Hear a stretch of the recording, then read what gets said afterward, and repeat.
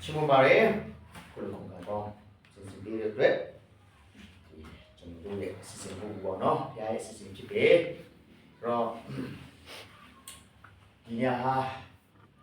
시대 용 시대 다음에 고치마 야의 너 정원에 필요하게 가라네 누가 너 여유 있는 누가 비야 보는 시스템에 내야 필요하게 아니요 그 진실이 시작한 좀 엄하게 두 배 지수비 서로 마시게 저로 니에리 너 니망에리 저로 마시게 너 이거 뭐 말이야 롱레베 너 서로 뒤에 우선 엄마 난 통치 왜래냐로 디칸디요 나 통치 비자고 너 그럼 니니 수당치네 할렐루야 아멘 고 예수님의 아마 다른 진심을 대신동 놓자 다른 셔사고 그러자 위대히 나라로마 장도 겹친 시장이 돼 공지미나 시로만 좀 이슈나만 시도마이 아멘 저 저는 이 교친의 컨셉이 두시 저나 때리 가네지만요 제가 말에 교비비 미션네 먼저는 소리 야리 보노 저로 내 자사 백화치네 신루가 칸지 고 칸엔 메시지 진두리 nga 올라가고 나스가 올라가고 셰이 루다리 미 봉미 아바 카메로 이 봉 단신도 거기만 놓이 봉고 사올래 쫄라도가 토이고 셰도 몰라다 요래 봉상하로 나고 배야 예수 펴겨라 너 나고 셰게 수인 애루다 쫄라래 카마 너 봉도 꼬네 쫄라래 카마 에레 치마 많이 셰게 소도 뭐 예수 배야 띵바로케 너 그쪽도 우리야 셰다 때디 간부래 셰게 자가면 진정리 할라 내내 거 빠져고 셰 아이 뭐 좀ပြောမယ်ဆိုရင်တော့ကျွန်တော်တို့ကဘာဖြစ်တတ်တယ်လဲနော်ဆိုတော့ရှက်ကြောက်ခြင်းရှိတော့နော်ဒါမဲ့ဘုရားကောင်းတဲ့ခြင်းဘုရားကောင်းတဲ့ပါတယ်အာမင်ဆိုပြီးတော့ပြောဖို့ရှိကိုရှင်းကြဖြစ်တယ်ဆိုတော့ခါလေးကြနော်ခုမျိုးဇူရီမှာနော်ဟိုဒီဆောင်တဲ့သူဆိုတော့ဆရာတန်သူကတော့ဟိုကလုံနာလေးမှာဘုရားရှိတဲ့ခါမှာဘုရားတော့အရှင်းမကြောက်တယ်ဒီစစ်စင်ကိုဒီညမှာကဲဝတ်ပြရအောင်ဆိုပြီးတော့ခေါ်တာဖြစ်တယ်ဘုရားကြောင့်မတက်ချင်တဲ့လူတွေဝတ်မချီးမချင်တဲ့လူတွေလည်းခေါ်တယ်ဘာတက်လဲဘုရားတော့မရှိနောက်တစ်ခါယေရှုကြွလာတဲ့အချိန်မှာနော်ဘုရားလည်းမရှက်တော့နော်ဆိုအခုချိန်မှာကိုကဘုရားတို့နာဘာမလို့ဘာရှက်တယ်ရှက်တတ်တယ်လို့ဆိုတော့မလို့ပါဘူးနော်ဘုရားကြောင့်မတက်ချင်ရှက်လို့နော်သူတောင်းလဲခန်းချင်းရှက်ဆိုတော့ဖြစ်ယေရှုကလည်းဒီလိုပြန်ရှက်တော့တဘောကအချိန်ပြောမယ်ဆိုရင်တော့တည်သွားတဲ့နောက်ပိုင်းမှာနော်တရားစီနဲ့ချိန်မှာအာနေကမသိအဲ့လိုသူ့ညင်ပေခဲ့တော့ကြောင်းသူကလေအချိန်ကြတယ်ညင်ပေချိန်ခံရမယ်ဒါကြောင့်ကျွန်တော်တို့ဒီညမှာလာပြီးတော့နော်ကျွန်တော်ကြတော့ဘယ်နေရာပဲဖြစ်ဖြစ်ဗမာလူနားလဲတဲ့လူကြီးစီမှာဟောတာပဲနော်ဆိုတော့လူရတောင်းပြရကိုဘာဖြစ်လို့ဆိုတော့အခုချိန်ကနော်တောင်းပြတဲ့လူပါစတာတွေလိုက်ရှာနေလို့ရှိမှာတွေ့နေမှာနော်အိုင်ဇောမျိုးမှာဟိုဆိုပြီးမီဇိုရီမှာရှိတယ်နော်ဒါကြောင့်ကျွန်တော်မရှက်မကြောက်ရင်းနဲ့ခါလေးကြရင်တော့ညရင်တော့ဒီကဲစူတောင်းမယ်ကြားစာဖတ်မယ်ဝင်ချလိုက်တယ်ဟိုမှာဒီနေ့ discussion လေးလုပ်ပြီးတော့ဆွေးနွေးခြင်းလေးလုပ်ပြီးတော့စူတောင်းကြတာဒါကြောင့်ရှက်ကြောက်ချင်းဆိုတာလည်းတကယ်ပဲနော်ထူးဆန်းတယ်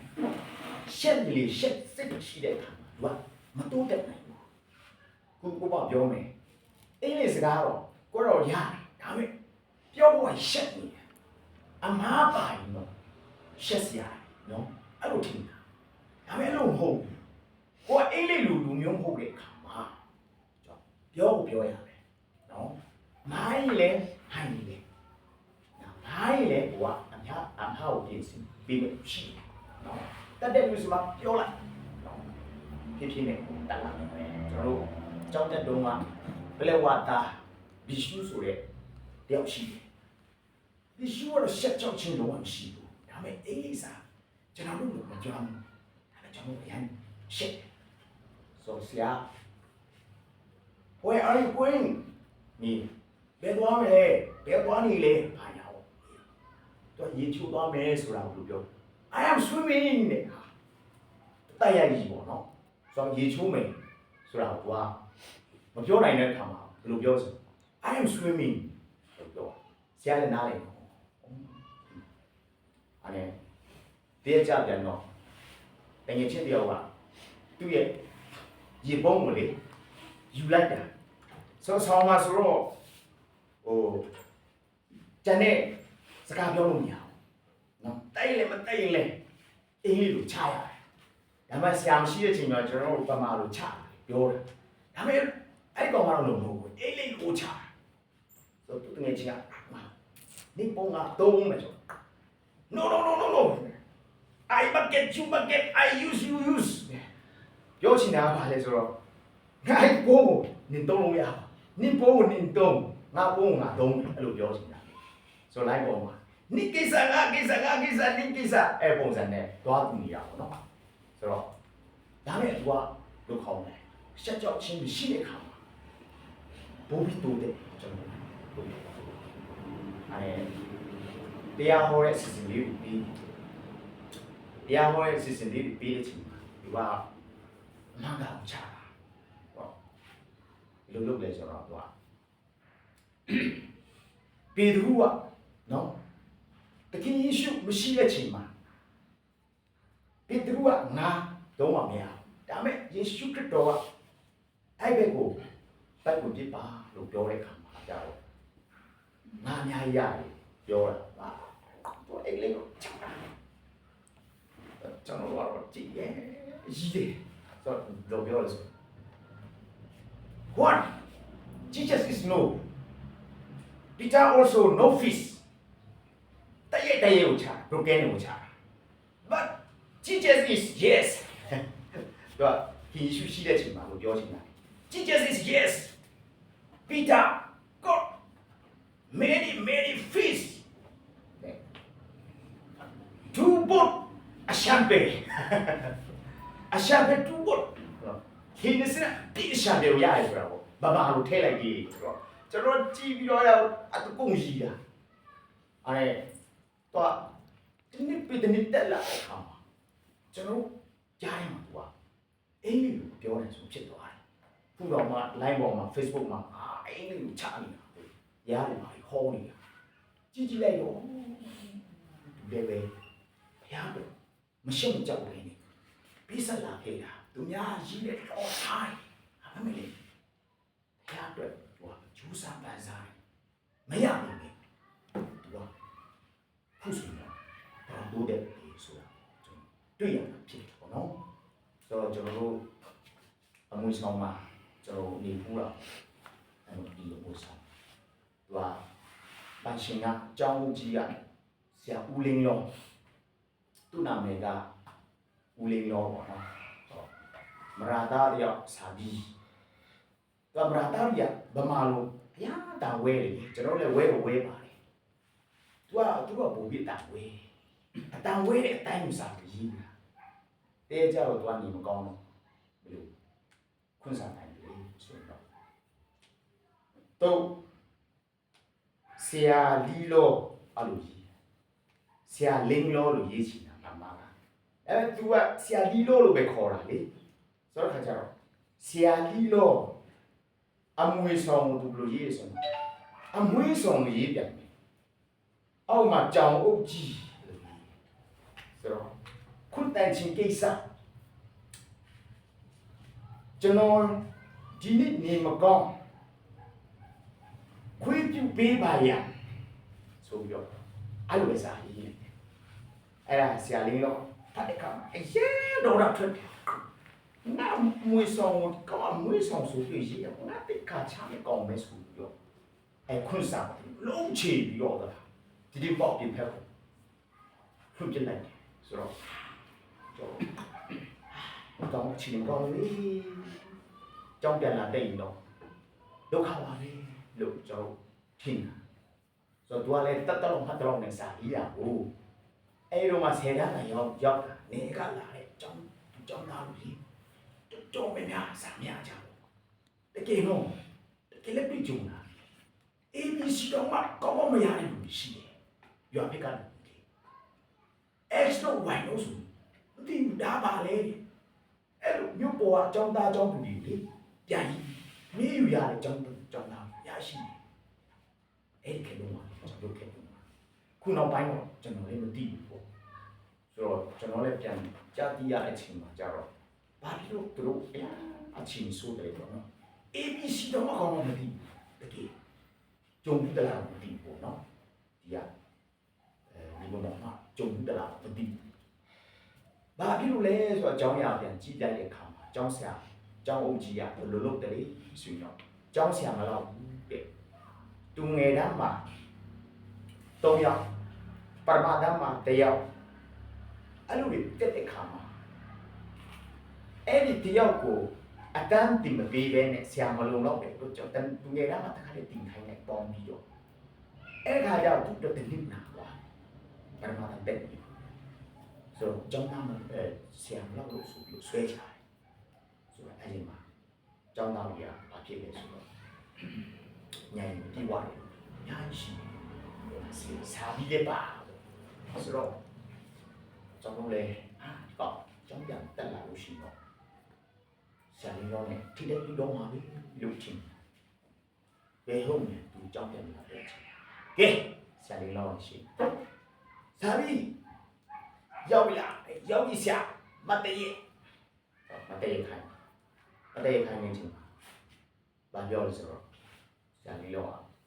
သူရှိမှာစာတလုံးမြင်ရလားဘာညာပေါ့နော်စာရေးသားလည်းမကောင်းဘူးစာရေးတင်တာသိခါကြတယ်ပါထင်းတာဟုတ်ပြီစာပြရတယ်တဲ့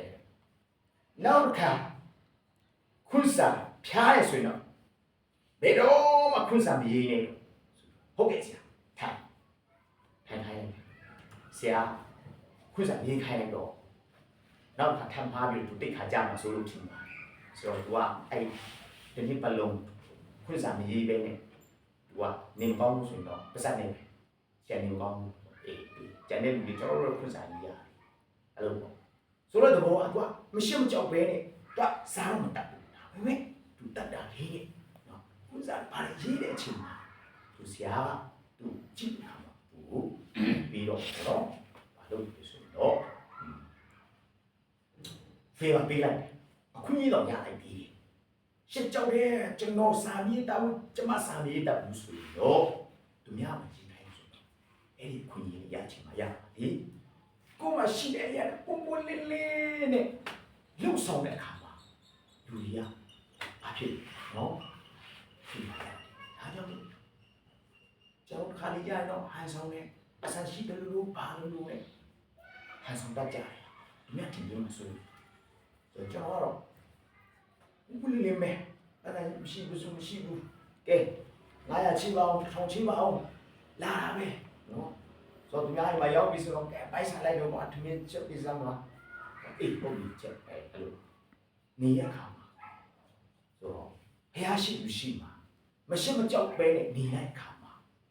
တုံလေးကိုအဆင်ပြေတယ်ဒါပဲကျွန်တော်တို့ကရှက်တယ်လို့ဘာလို့ဆိုတဲ့ခါမှာနော်ဘုရားတို့စူတောင်းတဲ့အချိန်မှာဘုရားကျောင်းတက်တဲ့အချိန်မှာဟလာဒီမှာဟူဆယ်မှာဟိုလူရှက်တယ်လို့ဒီလူရှက်တယ်ဘုရားပဲရှက်ကြောက်တာဘုရားဘာဖြစ်တယ်လဲဆိုတော့ကိုယ်တော့ဆုံးရှုံးဖြစ်တယ်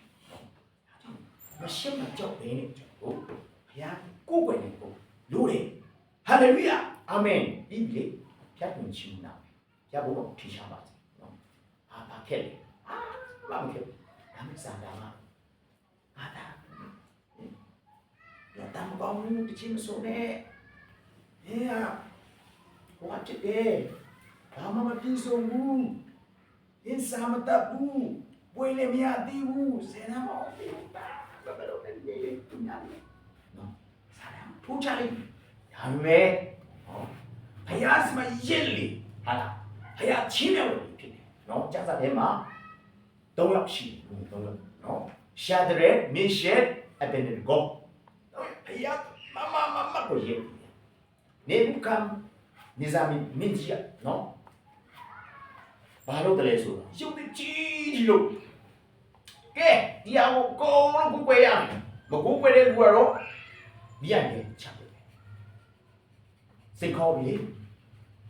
နော်လောကမှာခက်ပြဿနာလာပြီနော်တင်းရဲ့ကျွန်တော်မှာနော်သူတို့ကတော့ရုပ်တုနဲ့လာကျွန်တော်တို့ကြောင့်ဘူးနော်ကြားမှကြီးနဲ့လာပြီဟုတ်လားဒုက္ခဆင်းရဲနော်ခုနပြောပြီးလေမှာဆရာရိတ်ခါရှိုးရတော့မှာဘာစားမလဲတောင်းလေဟာလားပြဿနာလာတော့မှာနော်ဆိုတော့ကိုကဒီလူကပြောတယ်ကလေးတယောက်မင်းရှောင်းလာရမယ်ဘဝခရအများကြီးကြမ်းပါသေးတယ်ဆင်းရဲဒုက္ခတွေနဲ့အများကြီးကြုံရအောင်မယ်အဲ့လိုပဲအားပေးရနော်ကျွန်တော်တို့ဆိုကလေးတွေအားပေးမင်းငယ်ပါသေးတယ်မင်းအောင်မြင်ချင်းနဲ့အများကြီးကြုံတွေ့ရအောင်မှာဘာမှစိတ်မပြတ်နဲ့လို့အားပေးတဲ့အချိန်မှာသူကပြောင်းပြန်လူအားပေးဆိုမင်းရှိမှဆုံးရှုံးခြင်းတွေလည်းအများကြီးဆိုင်ရအောင်မှာဆိုတစ်ဖက်မှာနားဘယ်လိုလဲအန်ပြန်တယ်နော်လောကမှာတက်ရှင်နေခြင်းမှာနော်စိတ်မပြတ်ဟုတ်လားဘုရားလာနေဘုရားလက်တော့လာတော့ကျွန်တော်ကြတော့ကျွန်တော်နိုင်ရဘယ်ကမွေနဲ့ခုတမလဲဘယ်ကပေါ်လာပြီးတော့ဘယ်အဖွဲ့စီလာမလဲဒါကလည်းစုမတော့မရဘူးနော်တယောက်ချင်းစီဖယားဆက်လို့လို့တယ်အဲ့ဖယားအတွက်လည်းကိုရည်တည်နိုင်ဖို့လေလို့တယ်ဒါကြောင့်ငါဘူးညင်ပယ်တဲ့လူငါလည်းညင်ပယ်ချင်ခံရမယ်ရှာဒရက်မေရှက်အဘန်နီကိုကဲရုပ်ကိုပဲပါဒါပြီတို့ပြတ်တာလေငါတို့မကိုးကွယ်နိုင်ရုပ်တုစင်တုတွေတော့မကိုးကွယ်အပြက်ပြောအဲ့ဒီမှာဒီကုန်းကနေစားမင်းကြီးရသူရမထိုးပြီးပြီဆိုတွေ့အမိတ်တိုင်းကဲပြီးတော့ငါတို့မိအိုင်ရောချပြီးတော့မယ်ပြောတယ်မိအိုင်ထဲကနေလေကဲတင်နေတဲ့ဖေးဖြစ်အသက်ရှင်တဲ့ဖေးဖြစ်နေတော့ရုပ်တုစင်တုမဟုတ်ဘူးနော်စကားလည်းမပြောတတ်ရှောက်လည်းမရှုပ်တတ်နော်အဲရုပ်တုကြီးကိုကျွန်တော်တို့ကရုပ်ကိုယ်ကိုယ်နဲ့တွေ့မှာပါဖယားလို့တခေါ်တာရှိခိုးတာဒါမဲ့ရေပေးကြီးပေးလာတယ်အဲရုပ်တုကိုလေးလေးလာတဲ့ရလူကဖယားကိုပြန်ကြည့်နေရအဲ့ဘုံကျွန်တော်ကိုယ်ကိုယ်နဲ့တက်ရှင်နေဖယားနော်ကျွန်တော်တို့ကိုယ်ကိုယ်နဲ့ဖယားဖြစ်တယ်ဖယားကိုကျွန်တော်ကယ်ဆရာမလို့ဘူးနော်ဖယားကကျွန်တော်တို့ကယ်ရမှာဖြစ်တယ်ဟာလေလုယာဘုရားဘုန်းတော်ကြည်ပါစေဒါကြောင့်ဘုရားကိုတည်ဖို့မကြိုးစားနဲ့ဘုရားရဲ့ကောင်းမြတ်ခြင်းကြောင့်ပဲဝင်တာစဉ်းစားတာနော်ကျွန်တော်ရဲ့ဘဝထဲမှာကျွန်မရဲ့ဘဝထဲမှာဘုရားဘလောက်ကောင်းမြတ်တယ်နော်ဒီနေ့ထိစားနိုင်တော့ခွင့်ပေးတယ်စားနိုင်တော့နိုင်တဲ့နေထမရှိဘူးဆိုရင်အိမ်မှာစားပြည့်ရင်ရောပြီးတော့စားရှောင်စုတောင်းလုံးလိုက်တော့မဖြစ်လေခုချိန်မဟုတ်လားခုချိန်မှာစာရှောင်စုတောင်းဖို့အရင်ကောင်းတဲ့အချိန်နော်တိုင်းပြည်ရေးဟာလားကျွန်တော်ကတော့ခုချိန်မှာဘယ်ဘက်ကိုချောင်းရင်ကောင်းလဲဟာလားဒါပဲနေရာနိုင်နေတာနော်ဒါနဲ့ခုချိန်မှာတိုင်းပြည်ကိုစုတောင်းဖို့အကောင်းဆုံးဆိုတော့ကျွန်တော်ဖက်ပြန်သွားရအောင် share mission အဘယ်နေကောဒီထဲမှာခြိုင်လက်ချပလေးစေတည်ရင်တည်သွားမယ်နော်ငါတို့တော့တခြားပြောင်းဝေးဘူးပြည့်နေချပ်လိုက်ရောချားတဲ့အချိန်မှာဒီမီးဟပ်ပြီးတော့ချားတဲ့ကောင်ရမီးနဲ့တည်သွားတယ်မီးတော့ပြင်းဒါဒီမဲ့မီးတဲ့ရောက်တဲ့အချိန်မှာ3ယောက်နဲ့4ယောက်ပွားသွားတယ်နော်ဘုရားအနေနဲ့ပြောမယ်အဲ့ဒီတယောက်ကယေရှုခရစ်တော်ဖြစ်တယ်ဟာလေလုယာကျမ်းစာထဲမှာဓမ္မဟောင်းကလေးကယေရှုခရစ်တော်ကဖြုတ်ချနိုင်ပြီဖြစ်တယ်နော်ဆိုတော့ဘုရားရဲ့ဒါတော့အစင်းသက်ရှိရဲ့တဲ့အဲ့ဒီဒံယေလဝတ္ထုကိုပြန်ဖတ်ကြည့်တယ်ခုတော့မဖတ်တော့ဆိုတော့ခဏနေကြရင်တော့မိုင်ဝဲလေလာတော့မှာဆိုတော့နော်ဆိုတော့ပြန်လာဖို့ပြင်ရှင်းလာနော်ဆိုတော့ဒါမဲ့ကြော်သွားနိုင်ပါတယ်နော်ဒါလည်းမိုင်ဝဲကြီးကမဟုတ်ပါဘူးဟုတ်လားဆိုတော့ဘုရားတို့တရားတော်ကပို့ပြီးတော့အရေးကြီးတယ်ဆိုတော့ဒီမိုးရေးချင်တင်သွားတယ်နော်ဆိုတော့ဘုရားနဲ့နော်ဆိုတော့အဲ့မှာရှာဒရက်မီရှယ်အဘယ်နေကို တော့ရချာကြီးခံရတယ်ဘုရားကသူနေအမွေတစ်စက်မလို့တကယ်အောင်ဟိုကောင်းနော်အဲ့ဒီချိန်မှာဘင်းကြီးလေ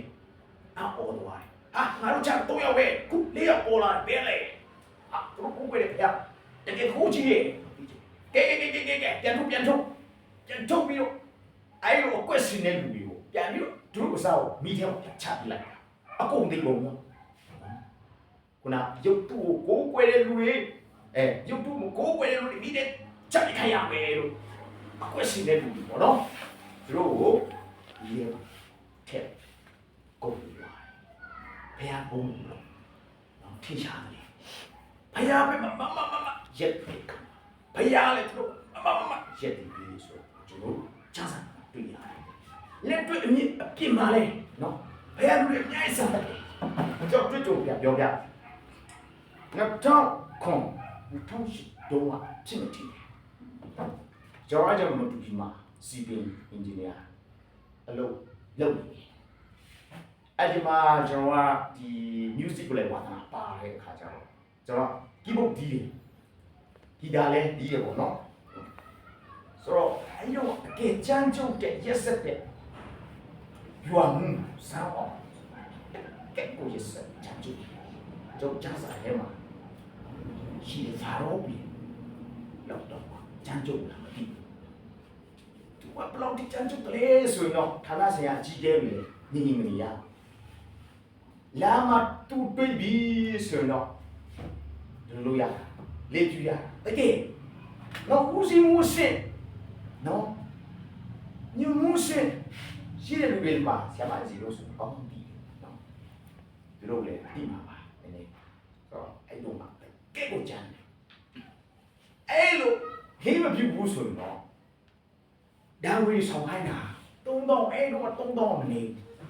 အဲ့ကြောင့်ဘယ်လိုလုပ်ကြလဲဆိုရင်တော့ယူအမှုရဲ့ကာဟိုးမလာနေပြီဆိုရင်တော့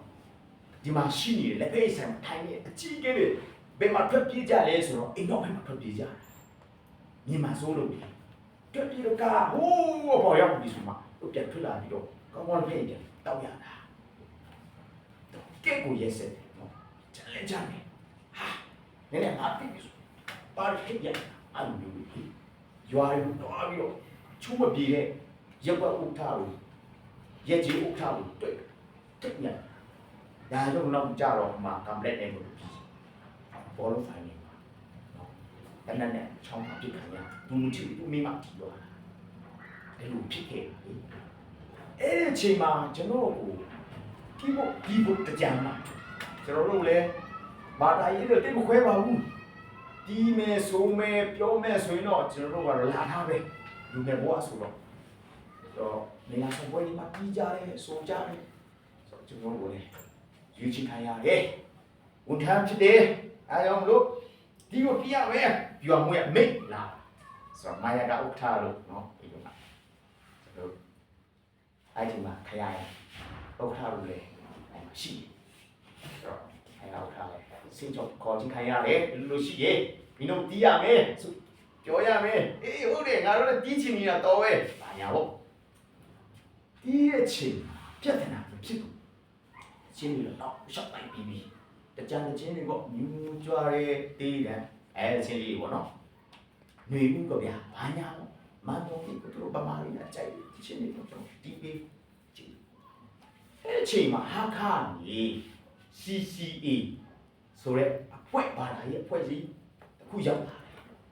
သူတို့ကတော့စာမောင်လောက်တော့ချက်ပါ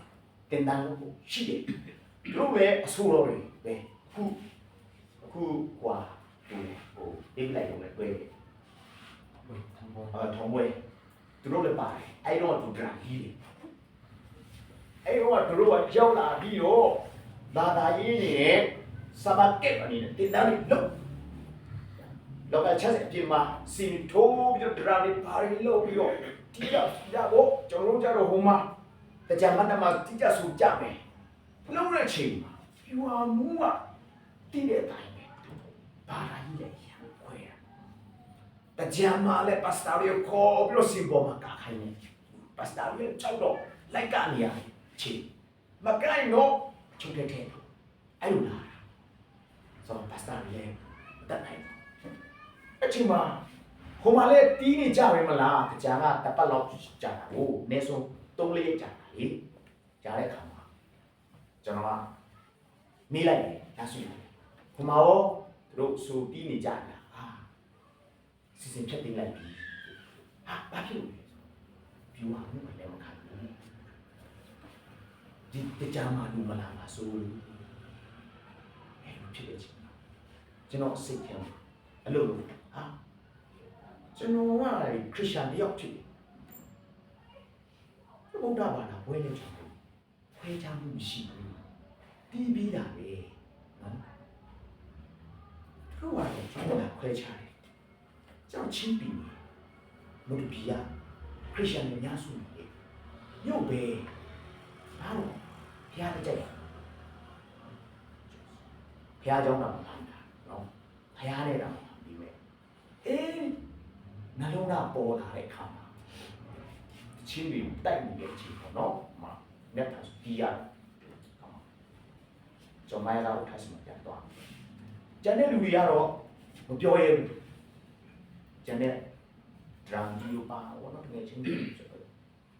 ကျွန်တော်ခေါင်းဆောင်ဖြစ်နေတော့ကျွန်တော်တော့ဥထာကြီး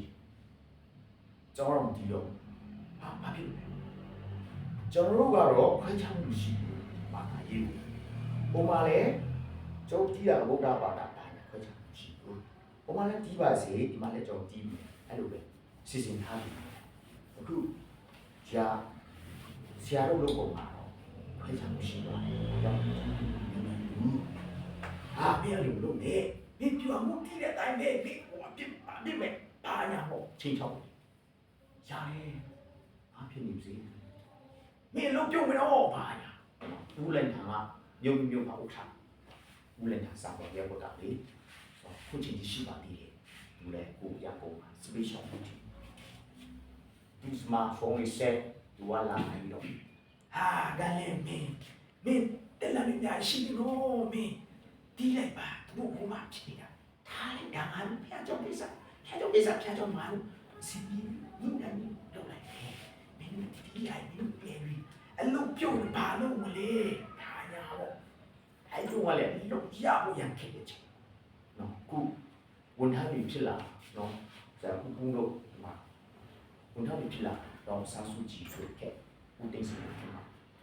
လုပ်ရကျွန်တော်တို့အဲ့တန်းရှိခဲ့တော့လုပ်ရဖို့တောင်းခဲ့တာစာမွေးတက်ဖြစ်ရဟာခါကြည့်သွား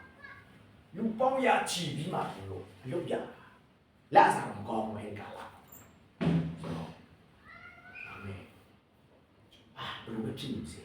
ကျွန်တော်ဆုံးဖြတ်ပြီးတော့နောက်ပြန်ထဲတော့ဟာခွဲခြားမှုရှိလို့နေကြိုက်ကျွန်တော်ပြောလိုက်တယ်နောက်မှသူတို့လူကြီးချင်းတွေဘလို့ဖုန်းပြန်ဆက်လဲမသိဘူးခင်ဗျာလေမစားတဲ့ခါမှာကျွန်တော်ပြန်ဖုန်းပေးလိုက်ဆိုတော့ပြန်ဖုန်းပေးလိုက်ကတော့လေဒီကြဆိုကြနော်ဒီ worship sound ဒီဆိုကျွန်တော်လည်းတကြတဲ့ချင်းတွေလည်းပြန်ပြောတို့လည်းဝန်တာလို့နောက်ဆုံးတကြရဲ့ပွဲနေမှာလာပြီးတော့ကျွန်တော်လည်းလာပြီးတော့ပူပေါင်းပြီးတော့တချင်းဆိုကြတယ်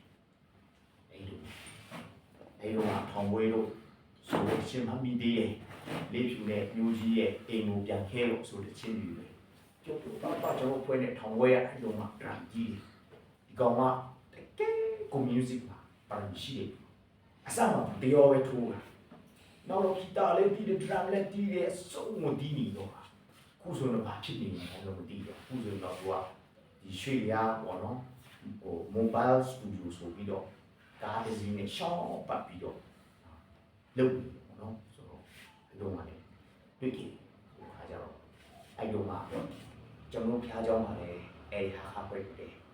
လာတက်ကြလေအဲ့တော့အဲ့လိုမှတို့လည်းကျေးဇူးတင်နေဒီဖျားကြောင်းမှာထပ်ချက်မရှိရဲ့အင်ဂျင်နီယာလူငယ်လေးကြောက်ကျွန်တော်တို့ဟိုမှာအစီအစဉ်ပြတ်တော့မလို့ကျွန်တော်ရီမန်ချက်ပြတ်တော့မလို့သူကကယ်လိုက်လို့ဆိုပြီးတော့ကျွန်တော်တော့မှအဲ့တော့မှခဏတော့မှနာမည်ကြီးလိုက်သေးတယ်သူတို့အဲ့ဒီကြားထဲမှာလေကျွန်တော်အဲ့လိုရေရေဝန်းနေကျွန်တော် ရှစ်တိုးလိုက်တဲ့အခါမှာရွာမှုလည်းဘာမှမတတ်နိုင်တော့ခွန်ပြုပေးလိုက်တယ်ဒါလေဒီဖယားအတွက်ကျွန်တော်ရက်ပြီးခဲ့ပါလားဆိုတော့ပြပြီးတော့အတွေးပြောင်းလာပေါ့နော်ပြောင်းလာတဲ့အခါကိုယ့်ကိုယ်လည်းဝမ်းသာပြီးအဲ့တော့ကကျွန်တော်တို့အဲ့လိုတွေးမျိုးဖယားထည့်ပေးပေမဲ့ကျွန်တော်နောက်ဆုတ်လို့ရှိတော့ကျွန်တော်ဘဝမှာဖယားတဲ့ကဒီလောက်ထိတော့မပေးဆက်နိုင်ပါလားဆိုရင်အရေးမေးကြီးอ่ะပါလာနိုင်တယ်တလို့ဒါလည်းကျွန်တော်ရဲ့တဏ္ဍာချင်းပေါ့ဘုရားရဲ့ဒါဓမ္မလာရဲ့တွေးခေါ်ညာတရားလေးတွေနဲ့ကျွန်တော်ပြောလိုက်တဲ့အခါမှာအားလုံးအဆင်ပြေသွားတယ်ပေါ့နော်ဒါလည်းကျေးဇူးတော်ကြောင့်ပါလို့ကျွန်တော်ပြောချင်တယ်ကျွန်တော်နေဘာမှတာဝန်ချင်းရှိပါဘူးဒါကြောင့်ဘုရားချစ်တော်ညီကောင်မောင်မတွေအလားဘုရားအတွက်ရက်တီဖို့လိုတယ်နော်ဘုရားအတွက်ရက်တီပေးလိုက်ပါဘုရားတင့်ရှိကတောင်းပြီးဘုရားသမီးရဲ့တီးပေးတဲ့ဟာလားတခြားတော့ဝိကြီးတော့ပဲရက်တီးမယ်ဆိုဝိကြီးခမရတော့တက်လို့ကျွေးမနေဘူးနော်ဘုရားပဲတင့်ရဲ့တဘဝစာအစင်ပြောင်းဖြည့်ရှင်းပေးမယ်ထောက်ရစာလေးတော့တောင်းပြီးကျွန်တော်နောက်ဆုံးအနေနဲ့ကျမ်းပိုက်တပတ်ပြီးတော့ကျွန်တော်ဒီဟောပြောတဲ့အရာလေးကိုကျွန်တော်ဆုံးသတ်ဖြစ်ပါတယ်ရှင်မတဲ့ခန်းကြီး30အခန်းငယ်30နှစ်ဖတ်ချင်တယ်အကျဉ်သူဒီလူတို့ရှိမှငါ့ကိုဝန်ခံအပ်ကောင်းကင်ဘုံ၌ရှိသောငါခမဲတော်ရှိမှထိုသူကိုငါဝန်ခံပြီနော်အကျဉ်သူဆိုတာတင်းနဲ့ကျွန်တော်ကိုပြောတာဖြစ်နော်တခြားလို့မဟုတ်နော်ငါရှိမှဝန်ခံတဲ့သူကတော့ငါလည်းကောင်းကင်ဘုရားခင်ရှိဝန်ခံမယ်ယေရှုအတွက်ရည်တည်တဲ့အခါမှာယေရှုကလည်းလင်တော်ရှိမှနော်တိုးနဲ့စိတ်ခွဲတယ်လို့ခွဲတဲ့ချင်းဒီလူကတော့ငါရဲ့လူပဲငါတို့လောကမှာတက်ရှိနေချင်းမှာငါလည်းရည်တည်ပြီးတယ်ဆိုတော့ဝန်ခံမယ်အချင်းသူဒီလူတို့ရှိမှငါ့ကိုညင်းပေကောင်းကင်ဘုံ၌ရှိတော့ငါမေရောရှိမှထိုသူကိုညင်းပေတိရင်ပြောတာနော်ဒါကြောင့်လို့ချစ်တော်မိတ်ဆွေညီကောင်မောင်မတွေဒါဒီကြိုင်နော်ဟာလားလူရင်းနဲ့ဟောကြည့်ပြီးတော့ဘုရားကိုရှိဖို့အားနာတဲ့အချင်းရှိရဲ့ဟာလားကဲစုတော်ဖို့အချင်းရောက်ပြီစုတော်ရအောင်လုပ်ဖို့အားနာတဲ့အချင်းရှိရဲ့အားမနာနေတော့နော်ဘုရားကိုညင်းပေမိတဲ့ချင်းရှိပါတယ်ဝန်ခံမယ်ဆိုကျွန်တော်ကိုယ်တိုင်လည်းရှိပါတယ်နော်တခါတည်းတော့ဘယ်လိုကိစ္စရှိပါ့မလဲဘုရားနားလည်ပါလိမ့်မယ်ဘုရားကတော့မေတ္တာရှိနေပြောပြီးတဲ့ဖက်မှာဘုရားကအဲ့ဒါလေး record ယူထားလိုက်ပြီနော်ဘုရားတို့ရဲ့ရတယ်ဘုရားက record ကိုယူထားပြီနော်ဒါကြောင့်လို့ဓမ္မကျမ်းစာလေးဘုရားနဲ့ရဲ့လူတွေကကောင်းချီးခံစားရဲမရဲ့လူတွေကတော့ဆိုပြီးခံစားရဲဒီကျွန်တော်ပါပြီလေနေကျွန်တော်Pentecostal ဒီနော်တရှိတော်ဝိညာဉ်တော်ဒီဖြစ်တဲ့အသိဉာဏ်စာမိဖြစ်တယ်ဆိုရတဲ့ခုနပြောကြပြီနော်တရှိတော်ဝိညာဉ်နဲ့တက်ရှိလျှောက်လာတဲ့အခါမှာရှက်ကြောက်ခြင်းတရှိတော်ဝိညာဉ်တော်ဖေးပြီးမှဖြစ်တယ်